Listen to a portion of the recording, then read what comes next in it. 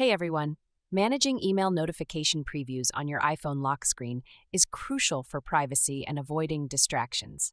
In this quick tutorial, we're going to show you how to easily hide or show notification previews for the Gmail app on your iPhone running iOS 18. Let's get started. The first thing we need to do is open the Settings app.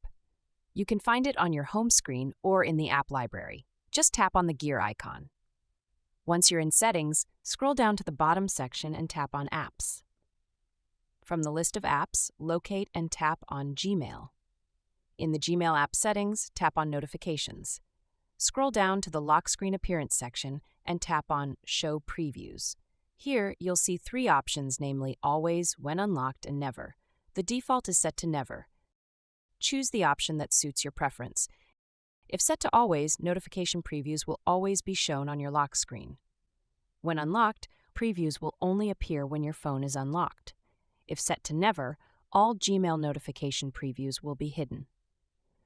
Once you've made your selection, simply tap on it to save your changes.